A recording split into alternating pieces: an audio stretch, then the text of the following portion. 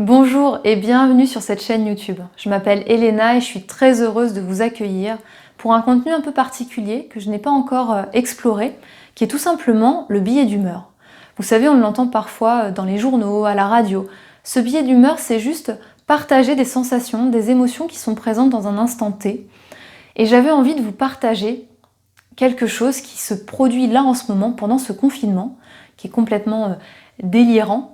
C'est de me dire que je m'aperçois que même si c'est le confinement, je me manque à moi-même. C'est étonnant quand même.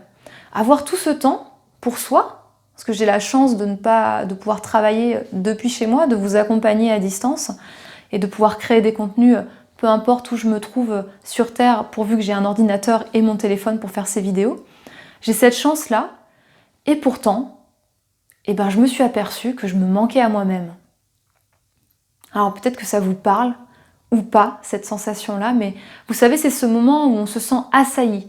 Assailli parce qu'on est sursollicité. Sursollicité par la famille, les amis, les mails, ce qui se passe sur les réseaux sociaux. Mais vraiment, on a un sentiment un peu d'étouffement ou l'envie juste de crier, quoi, de dire au secours, qu'est-ce qui se passe? Ça ne va plus. Et aussi ces moments où, tiens finalement, mais je me suis pas retrouvée aujourd'hui. J'ai pas eu un moment juste pour moi. Parce qu'on a été dans l'euphorie de partager, de créer, d'être en lien avec des gens qu'on aime, ou parce qu'on a dû faire les devoirs à la maison, qu'on est en télétravail et que nos chefs avaient prévu une réunion. Bref, on n'a pas eu de moment pour soi. Vraiment un temps pour soi, un temps de qualité pour soi. Pas un temps où on est crevé et on va juste être capable d'être devant la télé en train de zapper. Non, un temps vraiment de qualité pour soi. On va pouvoir faire des choses qu'on aime, peut-être dessiner, écrire, lire, méditer, peu importe, mais une activité qui va vraiment nous permettre de nous déconnecter pour nous reconnecter à nous-mêmes. Ça peut être aussi aller marcher, faire cette fameuse heure de balade autorisée à l'extérieur. Mais voilà, il y a cette dimension vraiment de repasser du temps avec soi, repasser un moment de qualité avec soi-même, pour apprendre à se connaître, pour prendre soin de soi. Aussi, ça peut être le moment où vous allez avoir envie de vous tartiner le corps d'une crème hydratante, voilà, de prendre le temps de vous maquiller, que sais-je. Mais ce moment de se dire que, waouh, finalement, on peut se manquer à soi-même. Et c'est à partir de là que tout va mal, que tout part à volo. Quand on se manque à soi, oh là là là là là là, c'est le début des emmerdes, comme dirait l'autre. Je suis désolée pour ce mot, mais vraiment, je vois pas d'autres mots à utiliser. C'est le début des emmerdes quand on commence à se manquer à soi. Parce qu'on n'est plus du tout disponible pour les autres, ou alors on va le faire en traînant les pieds, en nourrissant de la colère, de la tristesse. Alors là, ce que je vous invite à faire, c'est si vous vous apercevez à un moment que toutes ces émotions désagréables qui vous traversent, cette fatigue aussi, psychique, vous savez, quand on est sursollicité, quand ça commence à vous arriver, juste prenez 2 secondes pour vous dire « Ouh là là, qu'est-ce qui se passe? Ah oui, c'est vrai que là, j'ai pas eu de temps pour moi.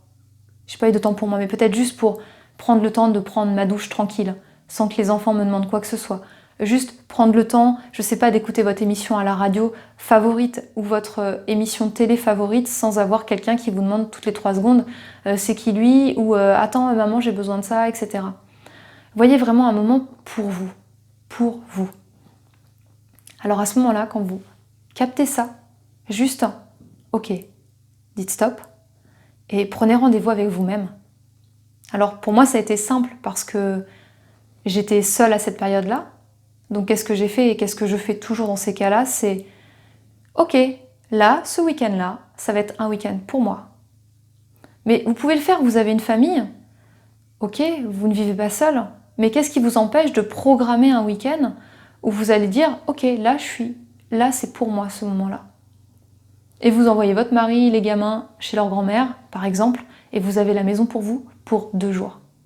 Et vous allez faire pendant ce week-end juste des choses qui vous plaisent, qui vous font envie, y compris si c'est faire la sieste, traîner au lit le matin, peu importe, mais voilà, nourrissez-vous de choses qui vous font du bien.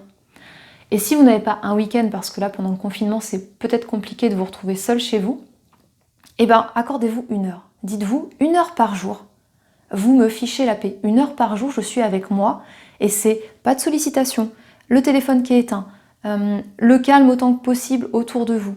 choisissez l'heure qui vous convient. Moi j'aime bien faire ce temps-là, ce que j'appelle un temps pour soi, juste après la pause déjeuner.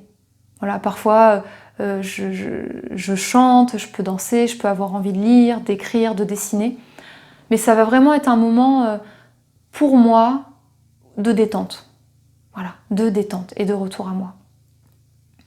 Voilà ce que j'avais envie de vous partager, vraiment cette prise de conscience que malgré le confinement, je me suis manquée à moi-même et malgré tout ce que j'avais pu mettre en place comme rituel pour être en relation très régulière avec qui je suis et être dans la solitude face à moi-même, eh ben j'ai quand même ressenti ce manque de moi-même.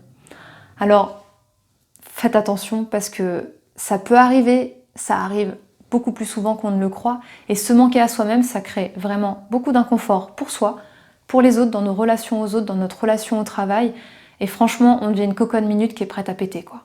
Qui est prête à vraiment à exploser, et je vous le souhaite pas. Donc prenez soin de vous par anticipation, et dès que vous sentez que c'est là, stop, et programmez un rendez-vous avec vous-même.